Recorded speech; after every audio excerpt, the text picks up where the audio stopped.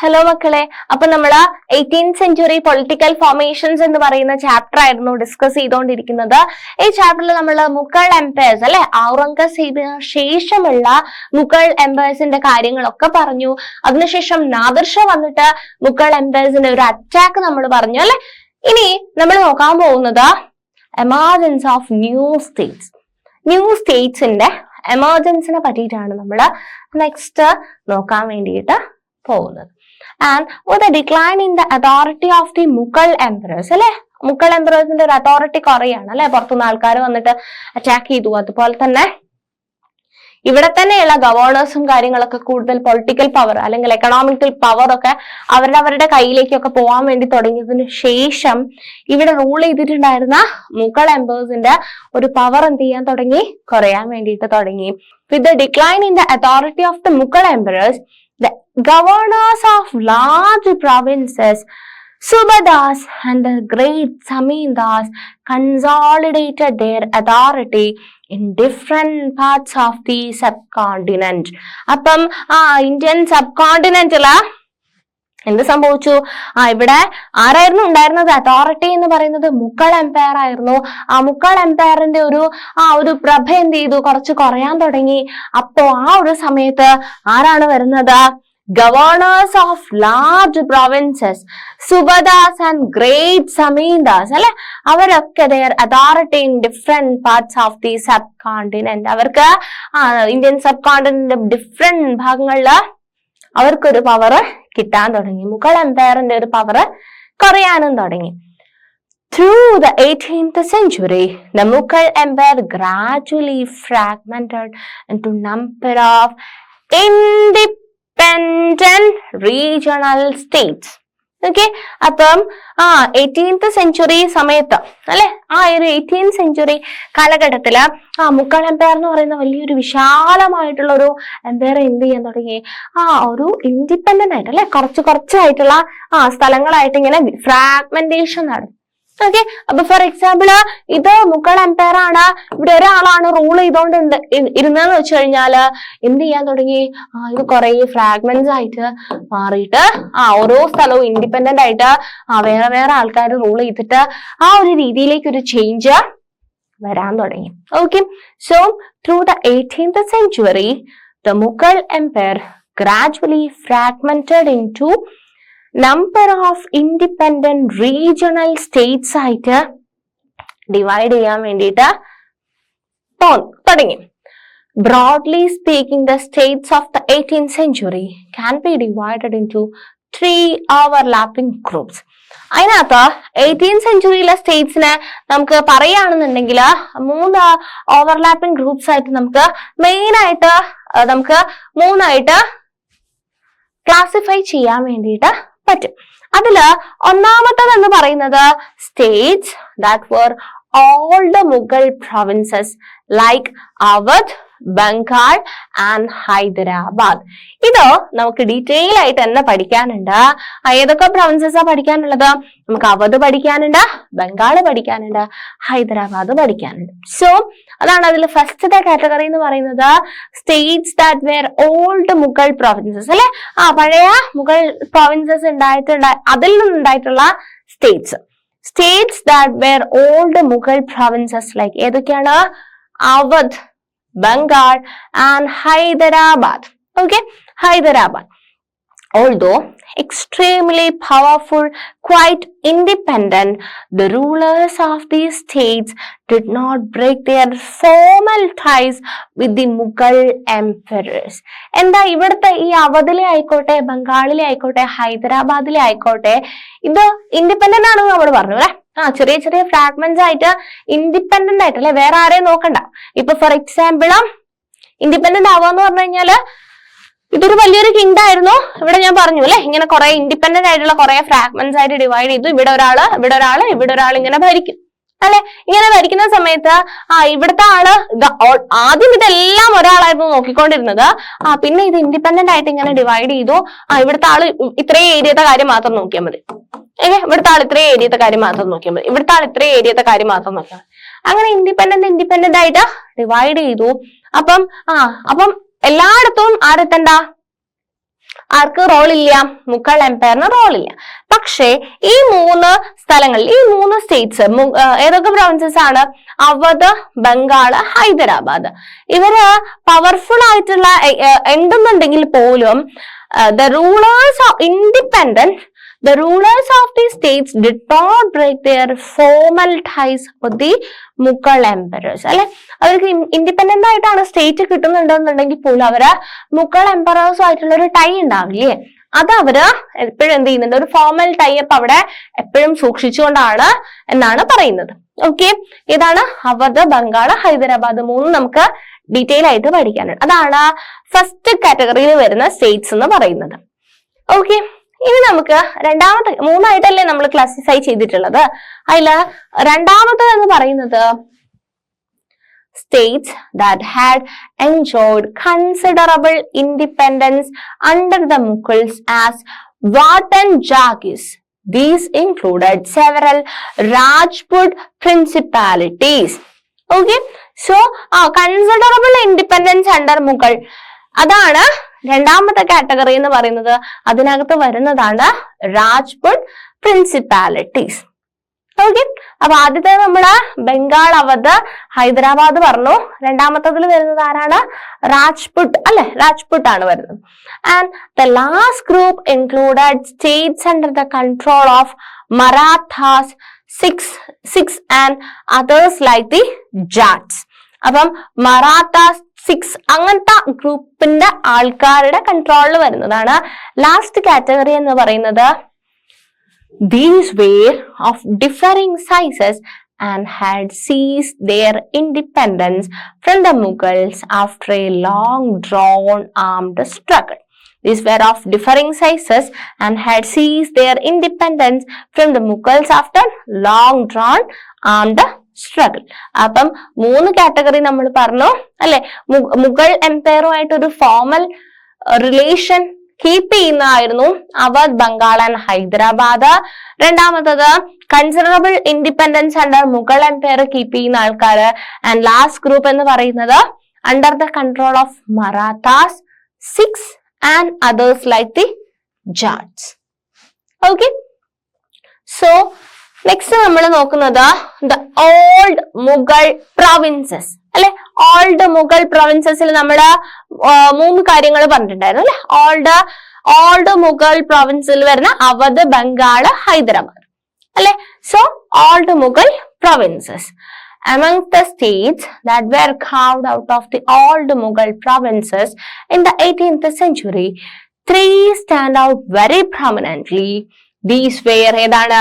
Awadh, Bengal and Hyderabad. Awadh, Bengal, Hyderabad. All 3 states were founded by members of the high Mughal nobility who had been governors of large provinces. അപ്പം all 3 states were founded by the members of high Mughal nobility who had been governors of large provinces. ആരൊക്കെയാണ്? സാദത് ഖാൻ അവധിലത്, and Murshid Quli Khan Bengal, and Asaf Jah Hyderabad. ആരൊക്കെയാണ്? Saadat Khan Awadh, Murshid Quli Khan Bengal, and Asaf Jah Hyderabad. Okay, all 3 had occupied high mansabdari positions and enjoyed the trust and confidence of the emperors. അപ്പം അവര് found ചെയ്തിട്ടുള്ള ആൾക്കാരാണ് അവധ്, ബംഗാള്, ഹൈദരാബാദ്. ഇവരൊക്കെ മൻസബ്ദാരി എന്ന് പറയുന്ന ഒരു പൊസിഷൻ അല്ലെ, നല്ലൊരു പദവിയാണ്. ആ പദവി അലങ്കരിച്ചിട്ടുള്ള ആൾക്കാരായിരുന്നു അല്ലെ. നമ്മളിപ്പോ മന്ത്രി അല്ലെങ്കിൽ ഏതെങ്കിലുമൊക്കെ പദവികൾ പറയില്ലേ നമ്മൾ, MLA എന്നൊക്കെ പറയുന്ന ഒരു പൊസിഷനാണ് അല്ലെ, പഞ്ചായത്ത് പ്രസിഡന്റ് എന്നൊക്കെ പറയുന്ന ഒരു പോലെ ഒരു പൊസിഷനാണ് ഈ പറയുന്ന മൻസബ്ദാരി എന്ന് പറയുന്ന position. All 3 had occupied high mansabdari. അവർ ആ ഒരു റാങ്കിങ് ആണ് അവിടെ കാണിക്കുന്നത്. അവരുടെ ഒരു പൊസിഷന്റെ ഒരു റാങ്കിങ് കാണിക്കുന്നതാണ്. And enjoy the trust and confidence of the emperors അല്ലെ. മുഗൾ എംപറേഴ്സിന്റെ ഒരു ട്രസ്റ്റും കോൺഫിഡൻസ് ഒക്കെ ലിങ്ക് ചെയ്തിട്ടുള്ള ആൾക്കാരായിരുന്നു ഈ പറഞ്ഞിരിക്കുന്ന 3 ആൾക്കാര്. Both Asaf Jah and Murshid Quli Khan held a sat rank of 7,000. അപ്പം അവരുടെ ഒരു പൊസിഷൻ ആണ് പറയുന്നത്, അല്ലെങ്കിൽ അവർക്ക് കിട്ടിയിട്ടുള്ള ഒരു റാങ്ക് ആണ് പറയുന്നത്. സാദത് ഖാൻ സാറ്റ് വാസ് 6000. അപ്പം അത്രയും പൊസിഷനിൽ അല്ലെ 7000 6000 റാങ്ക് എന്ന് പറയുന്നത് അവരുടെ ഒരു സ്കിൽ അല്ലെങ്കിൽ അവരുടെ ഒരു പൊസിഷനെയാണ്, ആ ഒരു വിലയാണ്, അവരുടെ ഒരു വാല്യൂ ആണ് അവിടെ കാണിക്കുന്നത്. ഓക്കെ, ഫസ്റ്റ് നമ്മൾ നോക്കുന്നത് ഹൈദരാബാദിനെ പറ്റിയിട്ടാണ്. ഓക്കെ, ഹൈദരാബാദ് പഠിക്കണം, നമുക്ക് അവധ് പഠിക്കാനുണ്ട്, അതുപോലെ തന്നെ ഏതായിരുന്നു ഹൈദരാബാദ്, ബംഗാൾ. ഓക്കെ, മൂന്നും പഠിക്കാനുണ്ട്. അതിനകത്ത് ഫസ്റ്റ് നമ്മള് ഹൈദരാബാദ്, നിസാമുൽ മുൽക്ക് അസാഫ് ജാൻ. ഓക്കെ, അസാഫ് ജാൻ ആണല്ലേ നമ്മൾ പറഞ്ഞ. So Nizamul Mulk Asaf Jah, the founder of Hyderabad state, Hyderabad സ്റ്റേറ്റിന്റെ ഫൗണ്ടർ നമ്മൾ പറഞ്ഞു, was one of the most powerful members at the court of Mughal Emperor Farooq ഷിയാർ. അപ്പം ഫറൂഖ് ഷിയാർ മുഗൾ എംപററിന്റെ കോർട്ടിലെ വളരെ പ്രധാനപ്പെട്ട ആയിട്ടുള്ള ഒരു മെമ്പർ ആയിരുന്നു, മോസ്റ്റ് പവർഫുൾ മെമ്പറിൽ ഒരാളായിരുന്നു Nizamul Mulk Asaf Jah. Okay, he was entrusted first with the governorship of Awadh and later given charge of the Deccan. Okay, entrusted first with the governorship of Awadh, first governorship of Awadh ആയിരുന്നു, and later എന്ത് ചെയ്തു, ഡെക്കാനിലെ charge കൊടുത്തു. As the Mughal governor of the Deccan provinces, Asaf Jah already had full control over its political and financial administration. അല്ലെ, Mughal emperors ഒത്തിരി trust ചെയ്തിട്ടുള്ള ഒരാളായിരുന്നു ഈ പറയുന്ന അസാഫ് ജാ എന്ന് പറയുന്നത്. ആൻഡ് അദ്ദേഹം ഡെക്കാൻ ഏരിയയിലുള്ള മെയിൻ ആയിട്ടുള്ള ഒരാളായിരുന്നു അല്ലെ. ആരാണ്? ചാർജ് ഓഫ് ഡെക്കാൻ അല്ലെ അലങ്കരിച്ചിട്ടുള്ള ആളായിരുന്നു. ആൻഡ് ഈ ഒരു ഡെക്കാൻ പ്രൊവിൻസസിലെ ചാർജ് കംപ്ലീറ്റ് ആയിട്ട് കിട്ടിയത് കാരണം വലിയൊരു പൊളിറ്റിക്കൽ പവർ ഉണ്ട് അല്ലെ, രാഷ്ട്രീയപരമായിട്ട് വലിയൊരു പവർ ഉണ്ട് അല്ലെ. അവരവിടെ എല്ലാം അവർ വിചാരിച്ചാലേ എന്തേ നടക്കുള്ളൂ അല്ലെ. അപ്പം ആ ഒരു രീതിയില് ഒരു വലിയൊരു പൊസിഷൻ, ഫിനാൻഷ്യൽ ആണെങ്കിലും അല്ലെ, പൈസ അല്ലെങ്കിൽ ടാക്സ് കളക്ട് ചെയ്യുക, അങ്ങനത്തെ കാര്യങ്ങളിലൊക്കെ ആരാണ് ഈ പറയുന്ന ഈ പൊസിഷനിൽ ഇരിക്കുന്ന ആരാണ്? അസാഫ് ജാൻ ആണ് ചെയ്തിട്ടുണ്ടായിരുന്നത്. Taking advantage of the turmoil in the Deccan and the competition amongst the court nobility, he gathered power in his hand and became the actual ruler of that region. അപ്പം അദ്ദേഹത്തിന്റെ ഒരു കോമ്പറ്റീറ്റീവ് മൈൻഡ് അല്ലെങ്കിൽ കോമ്പറ്റീഷനിലൊക്കെ അവർ success ആവുന്നത് കാരണം ആ ഒരു power ആരുടെ കയ്യിൽ കിട്ടുകയാണ്? ഇദ്ദേഹത്തിന്റെ കയ്യിലേക്ക് കിട്ടുകയാണ്. അസാഫ് ജാ ബ്രോട്ട് സ്കിൽഡ് സോൾജിയേഴ്സ് അല്ലെ, നല്ല കഴിവുള്ള സോൾജിയേഴ്സിനെ കൊണ്ടുവന്നു അല്ലെ. യുദ്ധത്തിലൊക്കെ അല്ലെങ്കിൽ എന്തെങ്കിലും പ്രശ്നങ്ങളൊക്കെ ഉണ്ടെങ്കിൽ ഇടപെടാൻ വേണ്ടിയിട്ട് ആര് വന്നു? വളരെ സ്കിൽഫുൾ ആയിട്ടുള്ള സോൾജിയേഴ്സിനെ നിർത്തി. And administrators from northern India. ഈ അസാഫ് ജാ അദ്ദേഹം ഡെക്കാനാണ് അദ്ദേഹത്തിന്റെ ഏരിയ എന്ന് പറയുന്നത്. അവിടെ സോൾജിയേഴ്സിനെ നിർത്തി. അതുപോലെ തന്നെ അതിന് വേണ്ട ആൾക്കാരെ, അതിന്റെ അഡ്മിനിസ്ട്രേറ്റീവ് സ്കില്ലുള്ള ആൾക്കാരെ ഒക്കെ നോർത്ത് ഇന്ത്യയിൽ നിന്ന് കൊണ്ടുവന്നു. who welcomed the new opportunities in the south അല്ലെ. ഈ ഒരു സൗത്ത് ഏരിയയിലേക്ക് നോർത്തിൽ നിന്നും സ്കിൽഡ് ആയിട്ടുള്ള ആൾക്കാരൊക്കെ കൊണ്ടുവന്ന് അല്ലെ, വളരെ മികച്ച ഒരു പ്രകടനമാണ് അസാഫ് ജാ അവിടെ നടത്തിക്കൊണ്ടിരിക്കുന്നത് അല്ലെ. And he appointed mansabdars and granted jagis. Okay, മൻസബ്ദാസിനൊക്കെ അപ്പോയിന്റ് ചെയ്തു. Although he was still a servant of the Mughal emperor, he ruled quite independently without seeking any direction from Delhi or facing any interference. എന്താണ് ഇദ്ദേഹം എന്ന് പറയുന്നത്? എന്താണ് നമ്മൾ ഈ പറഞ്ഞിരിക്കുന്ന അവധ് ആയിക്കോട്ടെ, ബംഗാൾ ആയിക്കോട്ടെ, അതുപോലെ തന്നെ ഇപ്പൊ പറയുന്ന ആയിക്കോട്ടെ, എന്താണ് ഹൈദരാബാദ് ആയിക്കോട്ടെ, എന്താണ് ഇതെല്ലാം മുഗൾ എംപററുമായിട്ട് ഒരു ഫോർമൽ കണക്ഷൻ ബിൽഡ് ചെയ്ത് മീൻസ് കീപ്പ് ചെയ്ത് പോകുന്ന ആൾക്കാരാണ്. ആൻഡ് നമ്മൾ ഈ പറയുന്ന അസാഫ് ജാ എന്ന് പറയുന്നത് ആരാണ്? മുഗൾ എംപറേഴ്സിന്റെ ട്രസ്റ്റഡ് ആയിട്ടുള്ള ഒരാളാണ്. അതുകൊണ്ടാണ് ഇദ്ദേഹത്തിന് ഇത്രയും പവർ കൊടുത്തത്. ഈ അസാഫ് ജാക്ക് കിട്ടിയിട്ടുള്ള പവർ മുഗൾ എംപറേഴ്സിന് വളരെ വിശ്വാസമുള്ള ആളാണ്. അപ്പൊ ഒന്നുമില്ലേ, മുഗൾ എംപറേഴ്സിനോട് സജഷൻ ഒന്നും ചോദിക്കണം, എല്ലാം ഇദ്ദേഹത്തിന് തന്നെ തീരുമാനിക്കാൻ പറ്റും. ഓക്കെ, നിങ്ങൾ ആലോചിക്കുക, നിങ്ങളെ ടീച്ചർ ഉണ്ട് അല്ലെ, ക്ലാസ് ടീച്ചർ ഉണ്ട്, അതുപോലെ തന്നെ നിങ്ങൾക്ക് ഒരു ക്ലാസ് റെപ്രസെന്റേറ്റീവ് ഉണ്ട് അല്ലെ? നിങ്ങളുടെ ക്ലാസ് ഒക്കെ റൂൾ ചെയ്യുന്നത് ആരാണ്? നിങ്ങളുടെ ക്ലാസ് ടീച്ചർ അല്ലേ? നിങ്ങളുടെ കാര്യങ്ങളൊക്കെ നോക്കുന്നത് നിങ്ങളുടെ ക്ലാസ് ടീച്ചർ ആയിരിക്കും അല്ലെ? നിങ്ങൾക്ക് വേണ്ട കാര്യങ്ങൾ, നിങ്ങൾ ലീവ് ഇൻഫോം ചെയ്യുന്നതോ, നിങ്ങൾക്ക് അറ്റൻഡൻസിന്റെ കാര്യങ്ങൾ, അല്ലെങ്കിൽ നിങ്ങൾക്ക് വേറെ ഇഷ്യൂസ് എന്തെങ്കിലും ഉണ്ടെങ്കിൽ ഒക്കെ നിങ്ങൾ ക്ലാസ് ടീച്ചറെ അടുത്തായിരിക്കും സംസാരിക്കുന്നുണ്ടാവുക.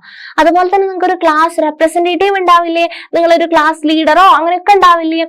നിങ്ങളുടെ കൂട്ടത്തിൽ ഒരാൾ നിങ്ങളെ റെപ്രസെന്റേറ്റീവ് ആയിട്ടുണ്ടാവും അല്ലെ? അപ്പം ഒരു കുട്ടി ലീവ് എടുക്കണം എന്നുണ്ടെങ്കിൽ നിങ്ങൾ റെപ്രസെന്റേറ്റീവിനോടാണോ പറയാ? അല്ലല്ലേ, നിങ്ങൾ ക്ലാസ് ടീച്ചറെ അടുത്തല്ലേ ഇൻഫോം ചെയ്യേണ്ടത്. പക്ഷെ ഇവിടെ എന്താണ്, ഇവിടെ നിർത്തിയിട്ടുള്ള ആള് ഇവിടുത്തെ ഒരു സിറ്റുവേഷൻ ആയിട്ട് നിങ്ങളെ സിറ്റുവേഷൻ കമ്പയർ ചെയ്യുന്ന സമയത്ത് നിങ്ങൾ ലീഡറെ അടുത്ത് പറഞ്ഞാൽ മതി. ലീഡർ ടീച്ചറെ അടുത്ത് പറയൊന്നും വേണ്ട, ലീഡർക്ക് സ്വന്തമായിട്ട് അങ്ങ് തീരുമാനിക്കാം. ഓക്കെ, നിങ്ങൾക്ക് നിങ്ങളുടെ ക്ലാസ് റെപ്പിനോട് പറഞ്ഞാൽ മതി. എന്ത് കാര്യം ഉണ്ടെങ്കിലും ക്ലാസ് റെപ്പ് എല്ലാം ശരിയായിക്കോളും. എന്താണ്, അതുപോലത്തെ ഒരു സിറ്റുവേഷൻ ആണ് ഇവിടെ. ഓക്കെ, ഇവിടെ ഈ പറഞ്ഞിരിക്കുന്ന ഒരാളെ അപ്പോയിന്റ് ചെയ്തിട്ടുണ്ട്. പക്ഷെ എംപററായിട്ട് ഭയങ്കര ട്രസ്റ്റഡ് ആയിട്ടുള്ള ഒരാളാണ്. അവര് അങ്ങ് ചെയ്താൽ മതി. നിങ്ങളുടെ ക്ലാസ് ലീഡറിനെ നിങ്ങളുടെ ടീച്ചർക്ക് വിശ്വാസം ഇല്ലാത്തത് കൊണ്ടല്ല കേട്ടോ, അതൊരു പൊസിഷനാണ്. അപ്പം അവരായിട്ട് എന്ത് ചെയ്യും, ഡിസ്കസ് ചെയ്യും. പക്ഷെ ഇവിടെ എല്ലാ കൺട്രോളും ഇവർക്ക് കൊടുത്തു. അയാള് എന്താണ്, ഇൻഡിപെൻഡന്റ് ആയിട്ടുള്ള ഒരു ഡെസിഷൻ മേക്കിംഗ് ആണ്, without seeking any direction from Delhi or facing any interference. അല്ലെ, ഒരു തടസ്സമില്ല അല്ലെ, അതിനകത്തൊന്നും ഒരു ഒബ്ജക്ഷനും ആരും പറയില്ല. മുഗൾ എംപറേഴ്സ് എന്ത് ചെയ്യില്ല, പറയുന്നില്ല. The Mughal Emperor merely confirmed the decisions already taken by the Nizam. അല്ലെ, ഇവിടെ നിസാം എടുത്തിട്ടുള്ള ഒരു ഡിസിഷനെ മുഗൾ എംപറേഴ്സ് ഒന്നും പറയുന്നില്ല. അവർ ജസ്റ്റ് എന്ത് ചെയ്യാണ്, അപ്രൂവ് ചെയ്ത് വിടുള്ളൂ. The state of Hyderabad was constantly engaged in a struggle against the Marathas to the west and with independent Telugu warrior chiefs of the plateau. അപ്പം ഹൈദരാബാദ് സ്റ്റേറ്റിന് ആരുമായിട്ട്, Marathas to the west and with independent Telugu warrior chiefs of the plateau ആയിട്ട് എപ്പോഴും ഒരു struggle ഉണ്ടായിരുന്നു. The ambitions of the Nizam to control the rich textile producing areas of the Coromandel coast in the east were checked by the British, who were becoming increasingly powerful in that region. Nizam എല്ലായിടത്തും control ഉണ്ട് അല്ലെ, extreme control ഉണ്ട്. അവരവരുടെ power ഇങ്ങനെ extend ചെയ്ത് പോകാൻ വേണ്ടി നോക്കുകയാണ്. അങ്ങനെ നിസാം എവിടെ നോക്കാൻ തുടങ്ങി, rich textile producing areas of the Coromandel കാസ്റ്റിന്റെ ഈസ്റ്റിലും അവിടെയും നിസാം ചെക്ക് ചെയ്യാൻ തുടങ്ങിയ സമയത്ത് ബ്രിട്ടീഷുകാരുണ്ട് അവിടെ അല്ലെ. 1700 കാലഘട്ടത്തിൽ ആൾക്കാരുണ്ട് ഇവിടെ അല്ലെ. ബ്രിട്ടീഷേഴ്സ് 1600 ഈസ്റ്റ് ഇന്ത്യ കമ്പനി സ്ഥാപിച്ചത് മുതൽ ബ്രിട്ടീഷുകാര് ആ ഒരു ഏരിയയിൽ നിന്ന് ഇങ്ങനെ തുടങ്ങുന്നുണ്ടല്ലേ. അപ്പം ഇവിടെ നിസാം നോക്കാൻ തുടങ്ങിയ സമയത്ത് എന്ത് സംഭവിച്ചു, British who were becoming increasingly powerful in that region. Okay, the Nizam's army, നിസാമിന് ആർമി ഉണ്ടെന്ന് നമ്മൾ പറഞ്ഞു അല്ലെ. സോൾജേഴ്സിനൊക്കെ നോർത്തിനൊക്കെ കൊണ്ടുവന്നിട്ടുണ്ടായിരുന്നു. അപ്പൊ നിസാമിന്റെ ആർമിയെ പറ്റിയിട്ടാണ് description of the Nizam of Hyderabad's personal troopers in 1790. Nizam has a safari of 400 elephants. 400 elephants ഉണ്ടായിരുന്നു. Several thousands of horsemen near his person who receive upwards 100 rupees nominal pay and are extremely well mounted and richly caparisoned. Next, അപ്പൊ നമ്മള് ഇത്രയും നേരം നോക്കിയിട്ടുണ്ടായിരുന്നത് എന്തായിരുന്നു, ഹൈദരാബാദിനെ പറ്റിയിട്ടായിരുന്നു. അവിടെ Nizamul Mulk Asaph ജാ ആയിരുന്നു അല്ലെ. അവിടുത്തെ കാര്യങ്ങളൊക്കെ നോക്കിയിട്ടുള്ള ആള് നിസാം എന്ന് നമ്മൾ പറയാം, അല്ലെങ്കിൽ അസാഫ് ജാ എന്ന് പറയില്ല. അപ്പം ഇവിടെ നോക്കിയിട്ടുണ്ടായിരുന്നത്, അപ്പൊ അദ്ദേഹം വളരെ മുഗൾ എംപറേഴ്സിന് വളരെ ഇൻട്രസ്റ്റഡ് ആയിട്ടുള്ള ഒരാളായിരുന്നു. കാര്യങ്ങളൊന്നും അവരായിട്ടൊന്നും ഡിസ്കസ് ചെയ്യുന്നു വേണ്ട അല്ലെ. ഇൻഡിപെൻഡന്റ് ആയിട്ട് ഡിസിഷൻ എടുക്കാനുള്ള ആ ഒരു പൊസിഷനിലായിരുന്നു അദ്ദേഹം ഉണ്ടായിരുന്നത്. ഓക്കെ, അദ്ദേഹം അവരുടെ മിലിറ്ററി പവർ അല്ലെ, നോർത്ത് നിന്നൊക്കെ ആൾക്കാരെ കൊണ്ടുവന്നു. അതുപോലെ തന്നെ സ്കിൽഡ് ആയിട്ടുള്ള അഡ്മിനിസ്ട്രേറ്റേഴ്സിനെ ഒക്കെ എന്ത് ചെയ്തു, നിയമിച്ചിട്ടുണ്ടായിരുന്നു. ആൻഡ് മിലിറ്ററി പവറും സ്ട്രോങ് ആയിരുന്നു. അവരുടെ ഏരിയ ഇങ്ങനെ എക്സ്റ്റെൻഡ് ചെയ്ത് കൊണ്ടുപോകാൻ വേണ്ടിയിട്ട് ഒത്തിരി കാര്യങ്ങളും നിസാം ചെയ്തിട്ടുണ്ടായിരുന്നു. ഓക്കെ, നെക്സ്റ്റ് നമ്മൾ അവധിനെ പറ്റിയിട്ടാണ് നോക്കുന്നത്. Okay, Awadh ബുർഹാനുൽ Mulk Saadat Khan was appointed subadar of Awadh in 1722 and founded a state which was one of the most important to emerge out of the breakup of Mughal Empire. Awadh was a Mughal Empire. Awadh എന്ന് പറയുന്നത് മുഗൾ എംപയറിന്റെ കീഴിൽ വരുന്നതായിരുന്നു. And Awadh was a prosperous region controlling the rich alluvial Ganga plain. Awadh എന്ന് പറയുന്നത് നിങ്ങൾക്ക് history എടുത്ത് നോക്കുമ്പോൾ മനസ്സിലാക്കാൻ വേണ്ടി പറ്റും.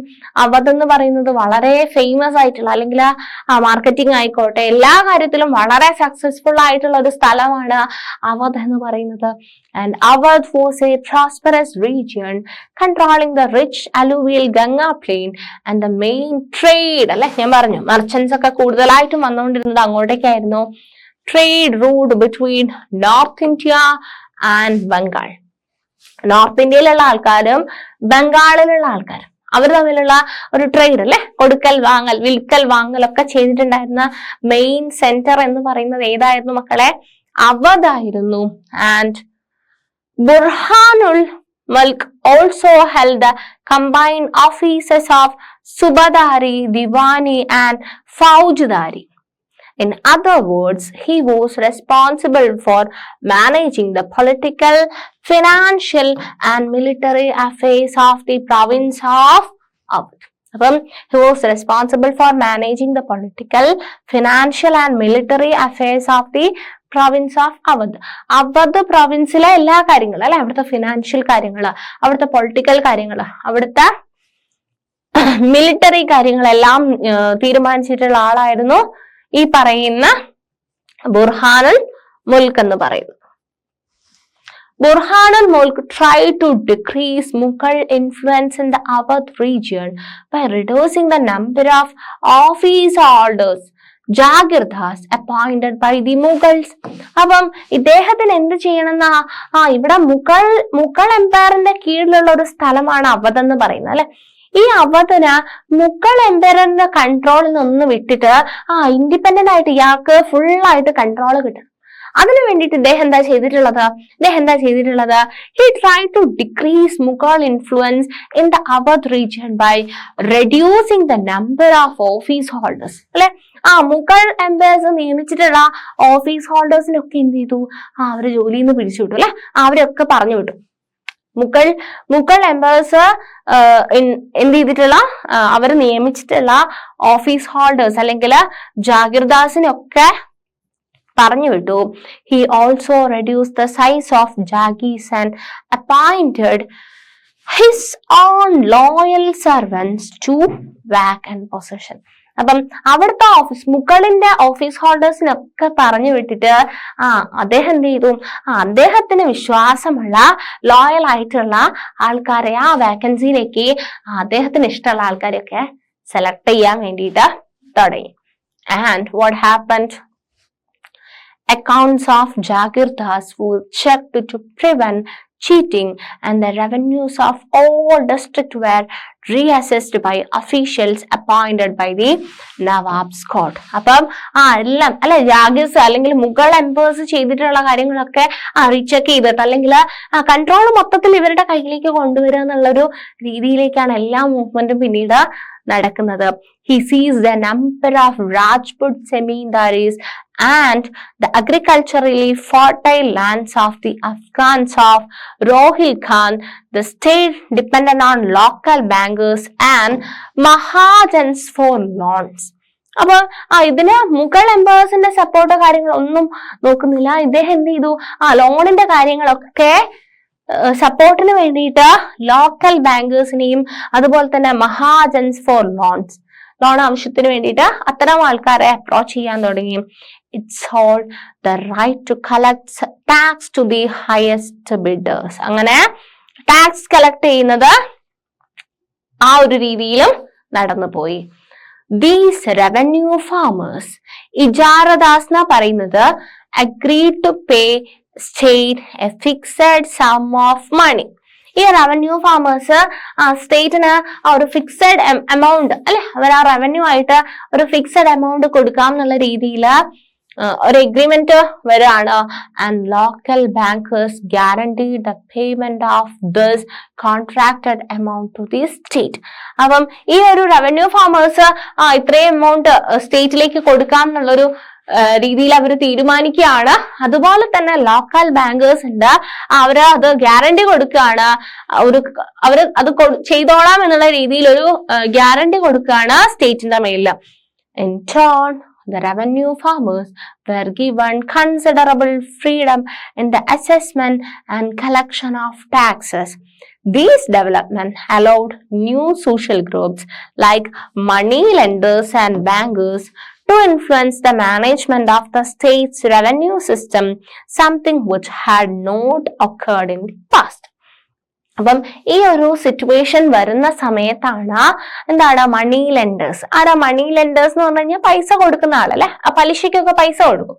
അതായത് 1000 രൂപ തന്നു കഴിഞ്ഞാൽ എന്ത് ചെയ്യും, അവർ തിരിച്ചു കൊടുക്കുമ്പോൾ ചിലപ്പോൾ 1500 രൂപയാക്കിയിട്ട് അത് തിരിച്ചു കൊടുക്കേണ്ടി വരും. അപ്പൊ അങ്ങനത്തെ ഒരു സിസ്റ്റം ആണ് ഈ മണി ലെൻഡേഴ്സിന്റെ അടുത്തൊക്കെ ഉള്ളത്. അപ്പൊ നമുക്കൊരു ആവശ്യത്തിന് പെട്ടെന്ന് 1000 രൂപ ആവശ്യം ഉണ്ടായി കഴിഞ്ഞു കഴിഞ്ഞാൽ ഇവരുടെ അടുത്ത് പോയി കഴിഞ്ഞാൽ ഇവർ തരും, പക്ഷെ തിരിച്ചു കൊടുക്കുമ്പോൾ നല്ല കൂടിയ എമൗണ്ട് അവർക്ക് റീപേയ്മെന്റ് ചെയ്യേണ്ടി വരും. അപ്പം ആ ഒരു സിസ്റ്റം എന്ത് ചെയ്തിട്ടുണ്ടായിരുന്നില്ല, ഇവിടെ ഓൾറെഡി ഉണ്ടായിരുന്നില്ല. പക്ഷെ ഇത്തരം മോഡിഫിക്കേഷൻ അല്ലെ, ഈ റവന്യൂ ടാക്സസ് കളക്ട് ചെയ്യുന്നതില് ഈ റവന്യൂ ഫാമേഴ്സ് വന്നതും അതുപോലെ തന്നെ എന്താ കമ്പൽസറി ആയിട്ട് ഇത്ര ഫിക്സഡ് എമൗണ്ട് ആയിട്ടുള്ള ഒരു ടാക്സ് വന്നതൊക്കെ കൂടെ ഈ ഒരു മണി ലെൻഡേഴ്സ് അല്ലെ, പൈസ ഇല്ല എന്ന് തോന്നുമ്പോൾ മണി ലെൻഡേഴ്സ് പൈസ കൊടുത്തോളും അല്ലെ, കടം വാങ്ങിച്ചിട്ട് കൊടുക്കാം. അപ്പൊ ആ ഒരു രീതിയിലേക്കുള്ള ഒരു സിസ്റ്റം ആയിട്ട് ഈ ഒരു ടാക്സ് കളക്ഷൻ പിന്നീട് മാറുകയാണ് ചെയ്യുന്നത്. ഓക്കെ, സോ അത്രയാണ് അവധിനെ പറ്റി പറയാനുള്ളത്.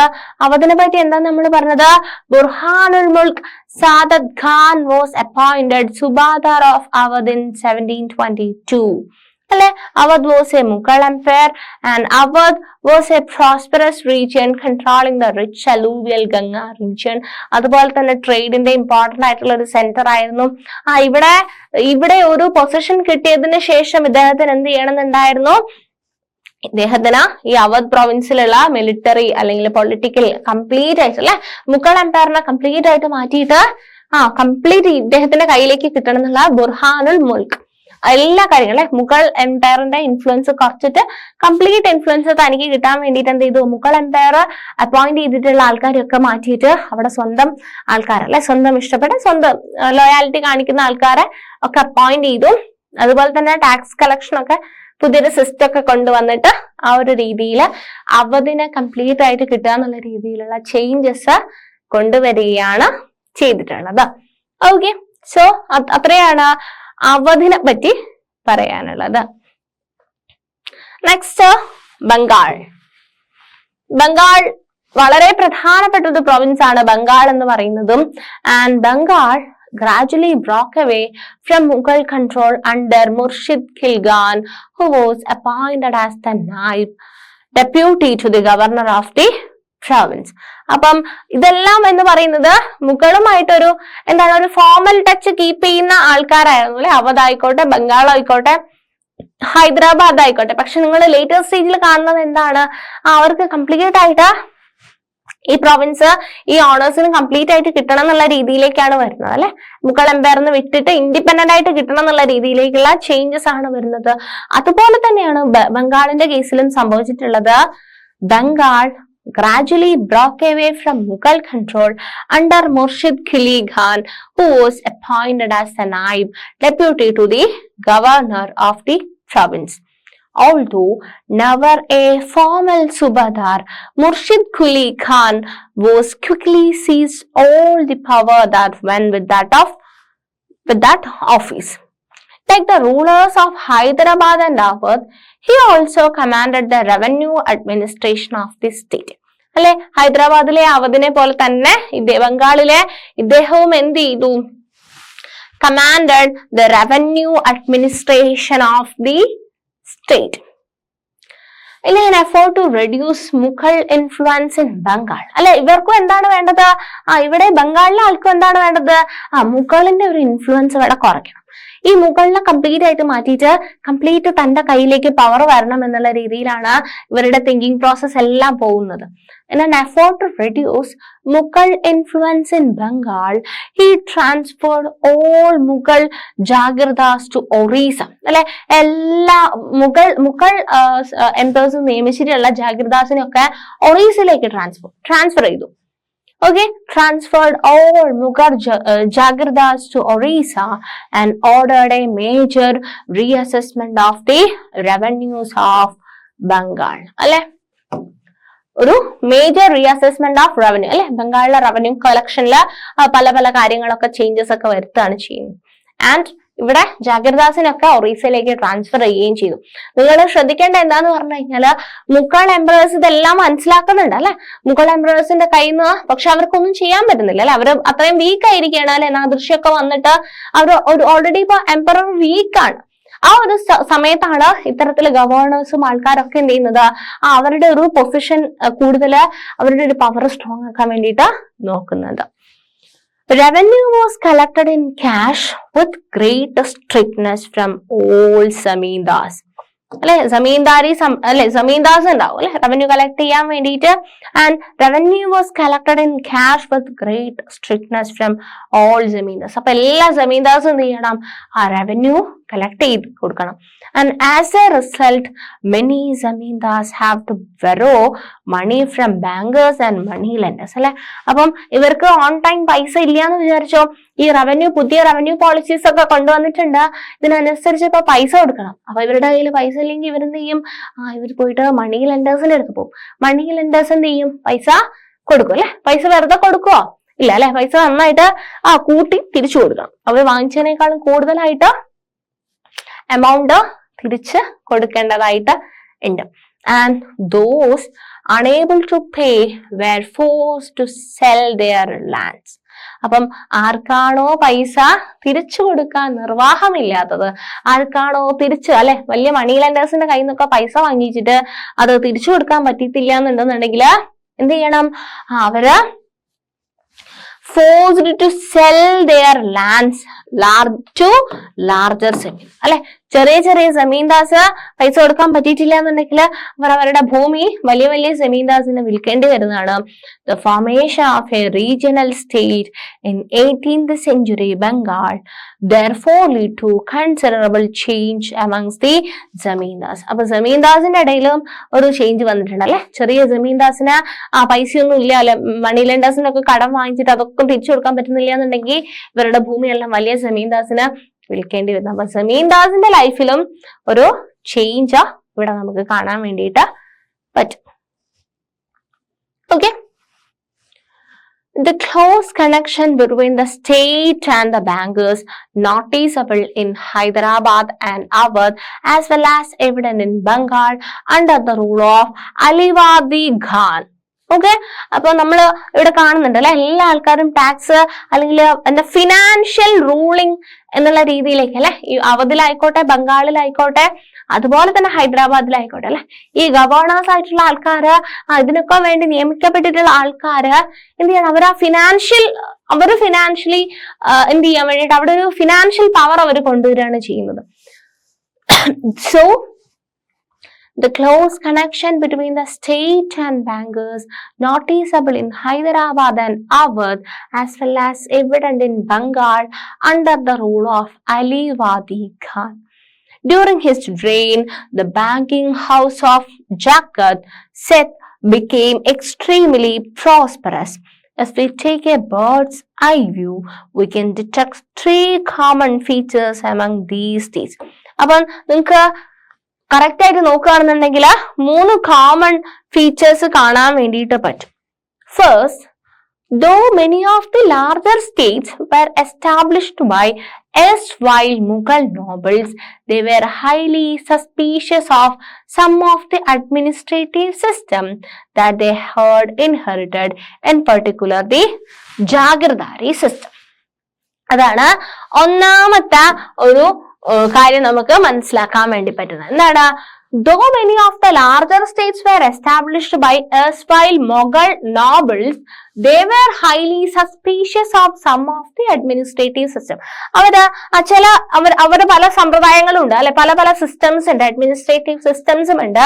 അതിൽ എന്തുപോലത്തെ ജാഗ്രതാരി സിസ്റ്റം പോലെയുള്ള അല്ലെങ്കിൽ ജാഗ്രതാരി സമ്പ്രദായം പോലെയുള്ള കാര്യങ്ങളിലൊക്കെ കുറച്ചും കൂടി സസ്പീഷ്യസ് ആയിട്ടുള്ള ഒരു observation, suspicious of some of the administrative systems that had inherited in particular the jagirdari system. അതാണ് ഒന്നാമത്തെ ഫീച്ചർ എന്ന് പറയുന്നത്.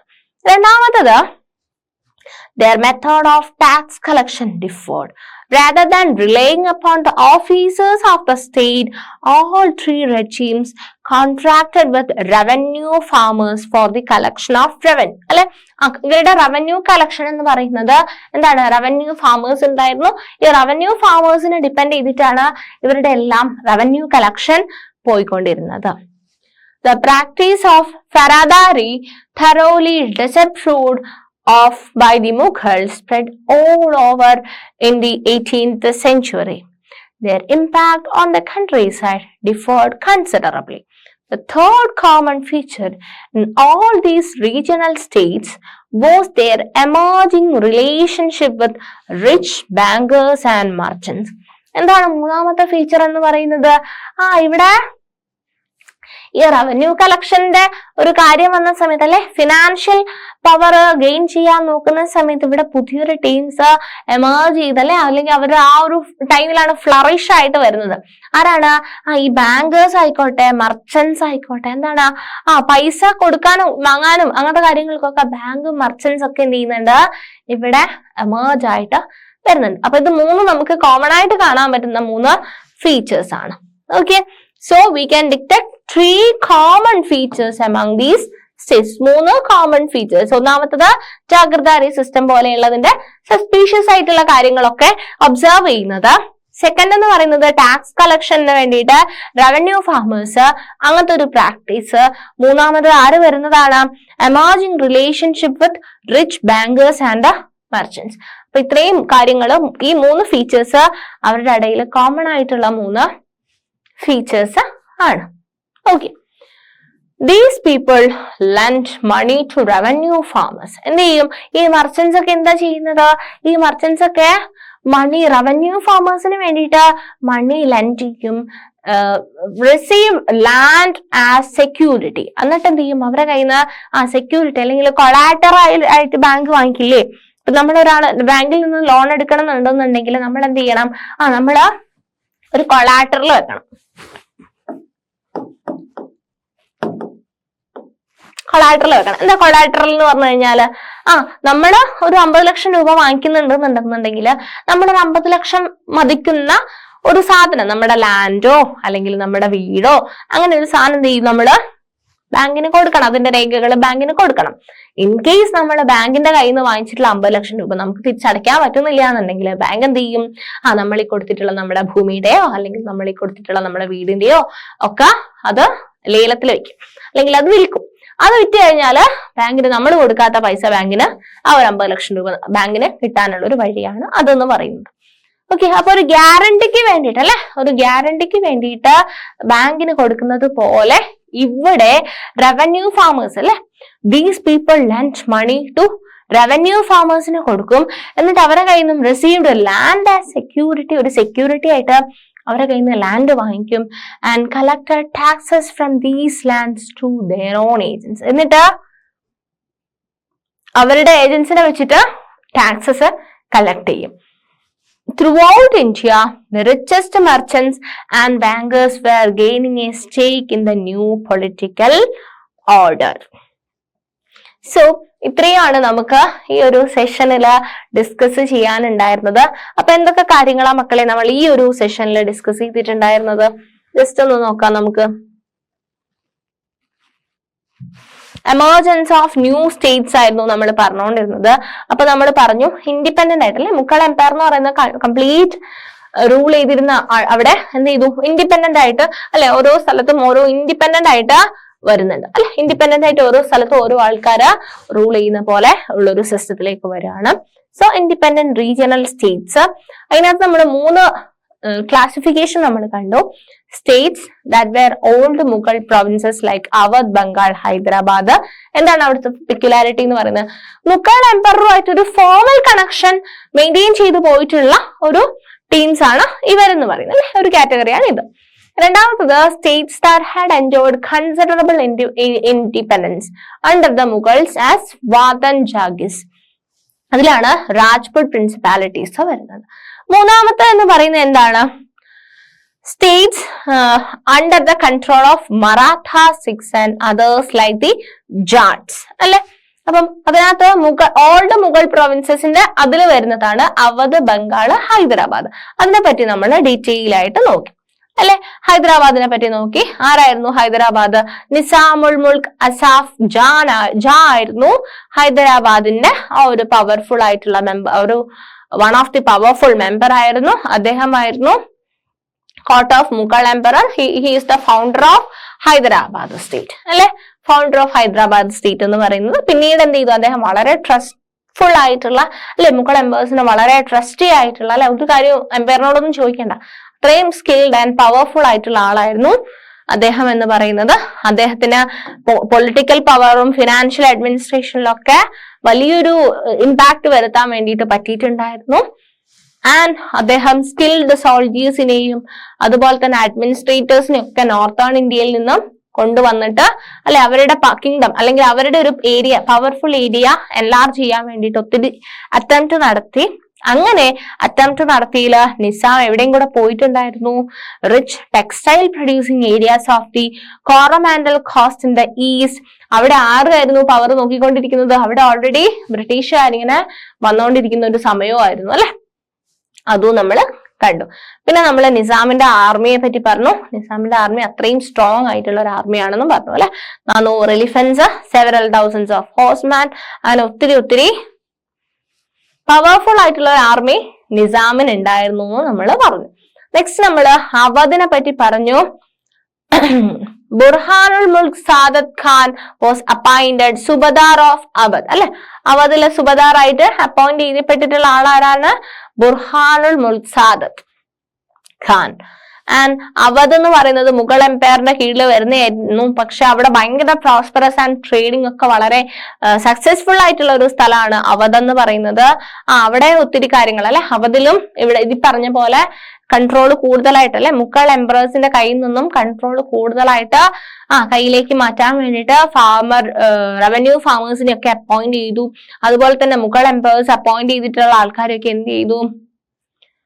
മാറ്റിയിട്ട് ഒത്തിരി കാര്യങ്ങൾ, അല്ലെ, ഈ പൊളിറ്റിക്കൽ പവർ ഒക്കെ കിട്ടാൻ വേണ്ടിയിട്ട് ഒത്തിരി കാര്യങ്ങൾ ചെയ്തു. പിന്നെ നമ്മൾ ബംഗാളിനെ പറ്റി പറഞ്ഞു. ബംഗാളിന്റെ ആരായിരുന്നു?